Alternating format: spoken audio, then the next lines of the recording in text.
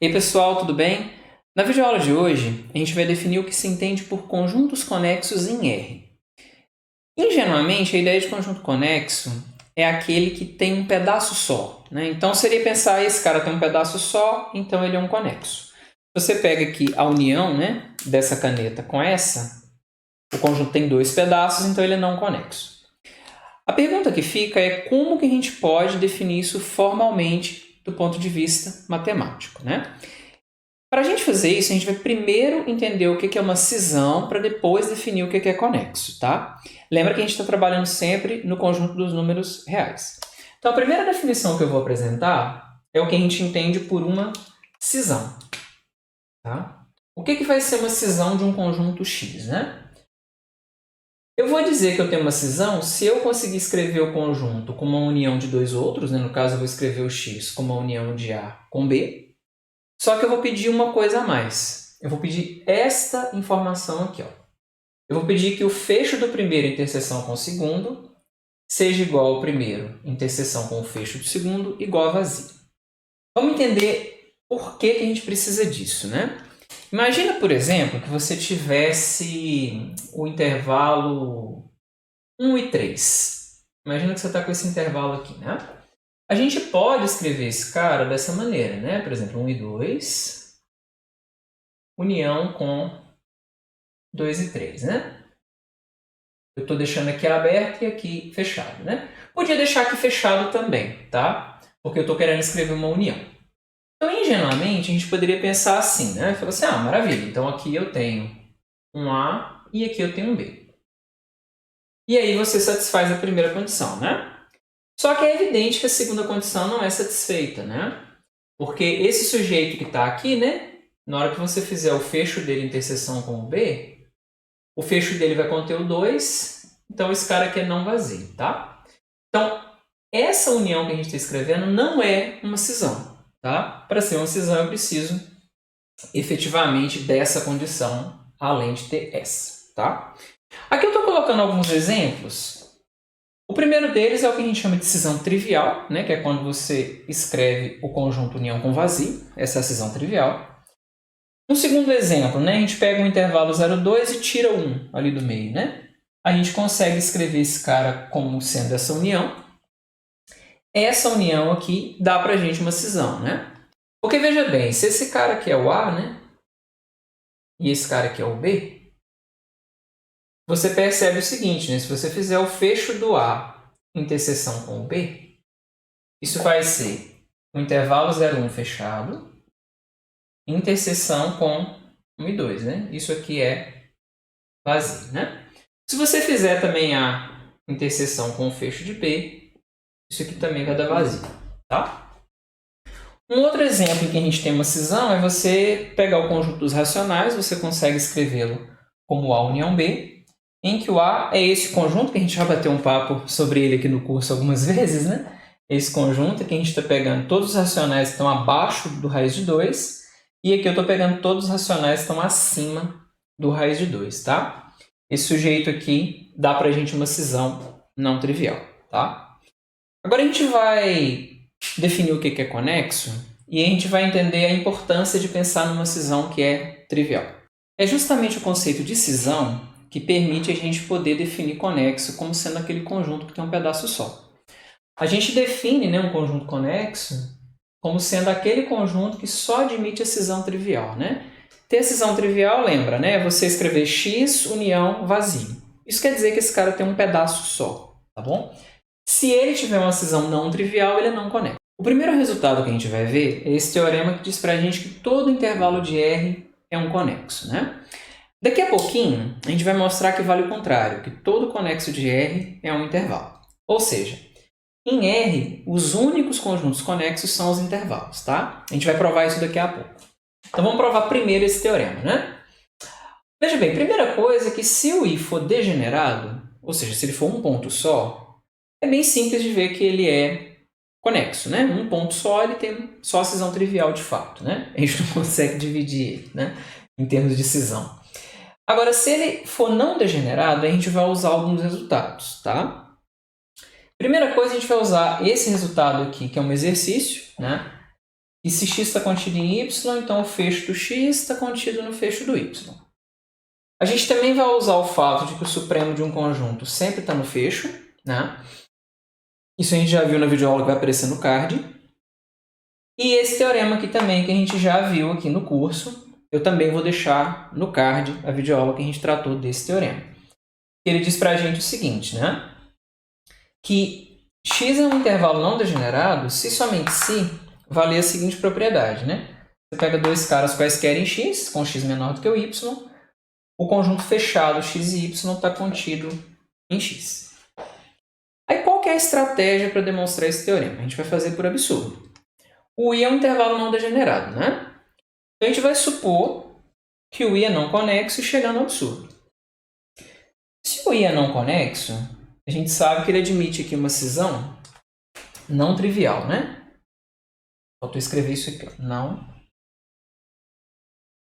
trivial, né? Ou seja, né? Você tem A e B aqui que são não vazios que satisfazem essa condição aqui, né? Aqui eu fiz um desenho esquemático, né? Em que a gente está imaginando o I, que seria a união de um A com um B, só para a gente poder se situar. O que eu vou fazer? Ó? Eu vou pegar um X aqui no A e um Y no B, né? Então aqui eu estou pegando X em A, Y em B. E sem perda de generalidade eu vou supor que o X é menor do que o Y, né? Pela tricotomia eu tenho isso. Agora vamos fazer o seguinte, ó. Aqui você consegue construir o intervalo XY, né? Esse intervalinho aqui. Agora eu vou definir um Z, eu vou chamar ele assim, ó. Vou colocar assim, Z é igual ao sup de A interseção com x e y, tá? A gente sabe que o sup de um conjunto está no fecho dele, né? Então, esse cara aqui pertence ao fecho desse cara, né? Só que veja, esse conjunto que está aqui, ele está contido em A, né? Então, a gente vai usar essa propriedade em que um está contido no outro, então os fechos estão também ordenados, né? O primeiro está contido no segundo. Então, esse cara aqui, ó, ele está contido em A fecho, né? Perdão. Pois bem, já que o Z está no fecho do A, e a gente sabe, né, que a interseção do fecho do A com B é vazio, a gente já tira que o Z não pertence ao B, né? Aí eu vou marcar isso aqui também com duas estrelinhas aqui. Deixar isso aqui marcadinho, né? Agora vamos ver o seguinte. Já que eu sei que o Z está no fecho do A, tem duas possibilidades, né? Ou ele está em A, ou ele está fora do A. Então vamos considerar o caso 1. Caso 1. Vamos imaginar que o Z não está em A, né? Veja, se o Z não está no A e eu já sei que ele não está em B, isso implica que o Z não pertence à união B, né? Só que a união B é I.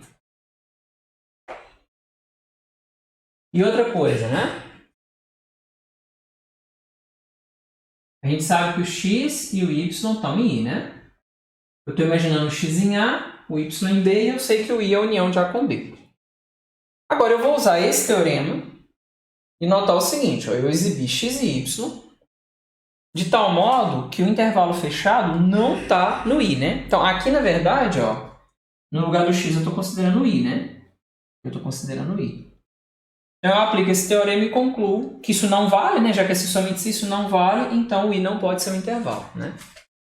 Isso implica que I não é intervalo. Não é intervalo. E aí a gente tem uma contradição. Tá bom? Então aqui a gente já tem um absurdo no primeiro caso. Agora vamos fazer o caso 2, né? Caso 2, né? Caso 2. A gente vai supor que o Z está em A. Bom, como o Z está em A, a gente vai olhar para cá. Ó. A interseção com o fecho de B é vazio, né?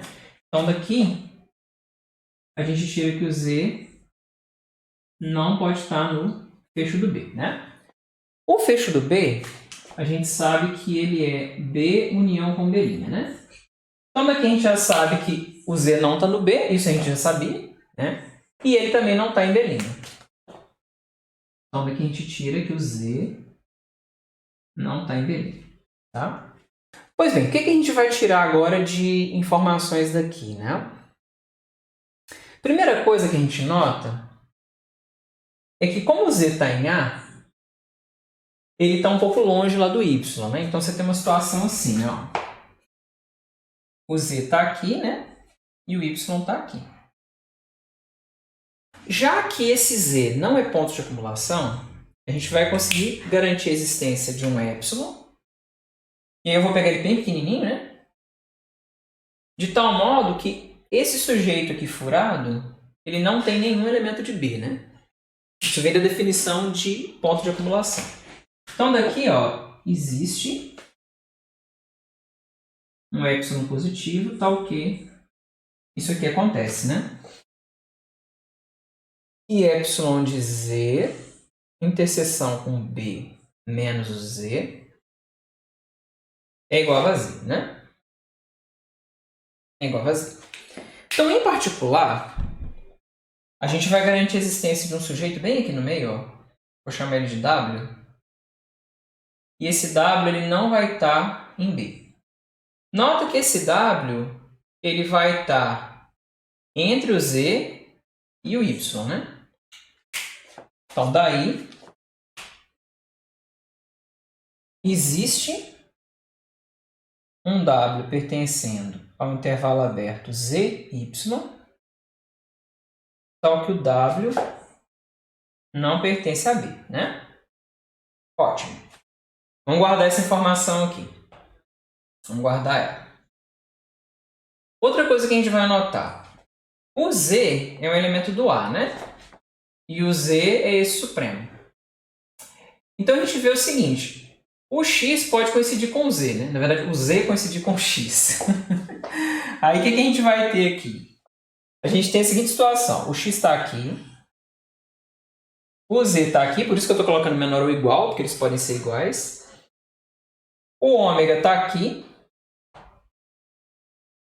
E o Y está aqui. Né?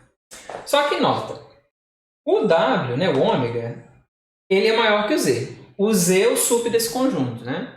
Então daqui a gente tira o seguinte, ó. Por estrela, né? Por estrela, o W não pertence ao A. Vocês já viram que eu estou chamando esse cara de ômega ou de W, né? Então, nessa videoaula, ômega e W são sinônimos. Eu já me perdi aqui. Veja bem, olha o que está acontecendo. Esse cara não está em A, esse cara não está em B, né? Aí a gente usa o mesmo argumento que a gente usou no caso 1 e conclui o seguinte, usando esse teorema, né? A gente conclui que o I não é um intervalo.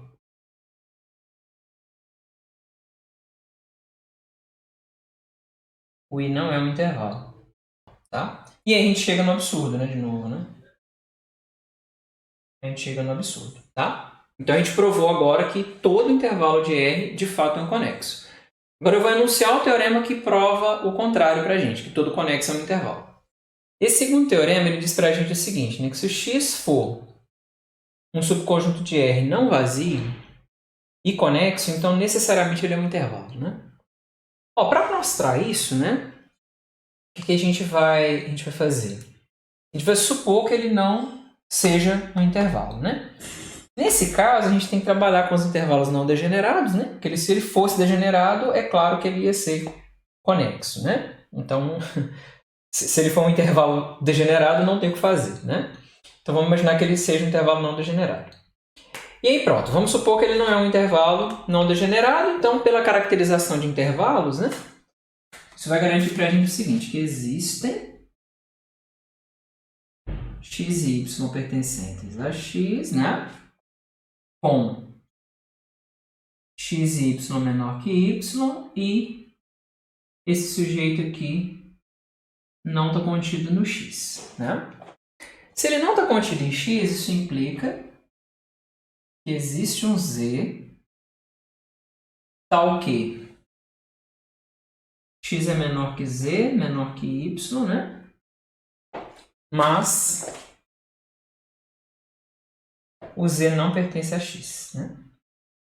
Então a situação é essa, ó, você está aqui com o x, aqui você tem um x, aqui você tem um y, e aí você está achando um cara aqui no meio que não está nele, né? Como se tivesse um buraco. Você vê que geometricamente já dá a impressão mesmo de que ele vai ter dois pedaços, né? Ele não vai poder ser conexo. O ponto é como é que a gente faz isso, né? A gente vai fazer o seguinte, a gente define dois conjuntos assim, ó, vamos definir AZ para ser esse conjunto aqui, ó. Menos infinito até Z, interseção com o x, né? Então é como se eu estivesse pegando os caras que estão em x, que estão à esquerda aqui do Z. E o B, Z, eu vou definir ele para ser de Z até infinito, interseção com x, né?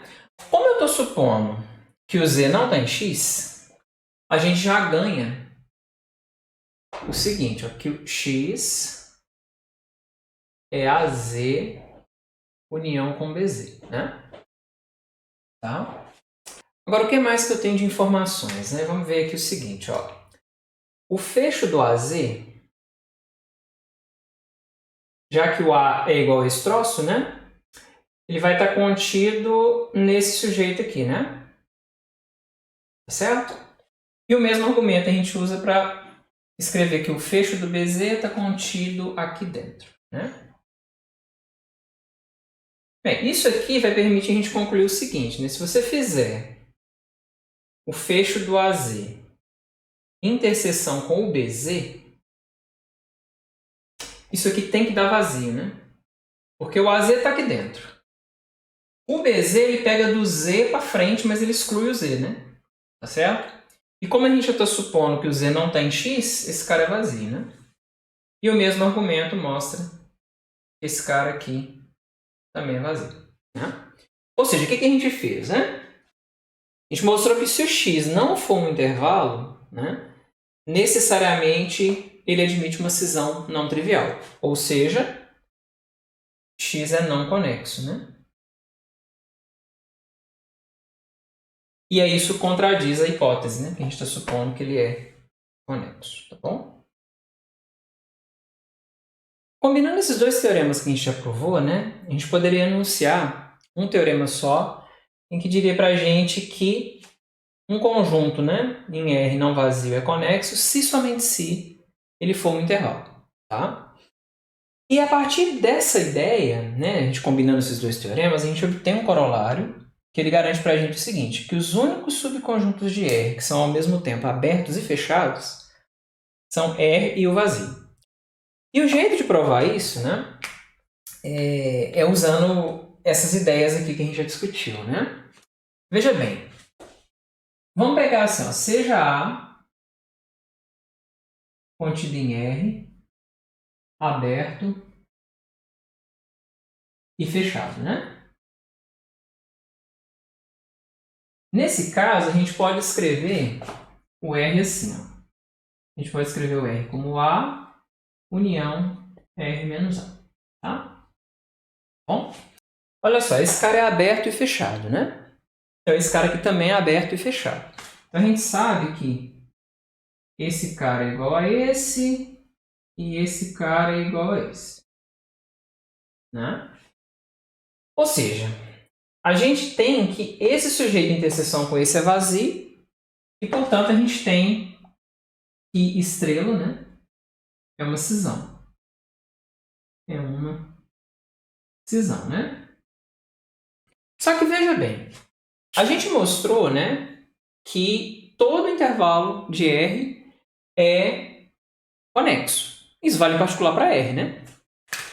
Mas R é conexo.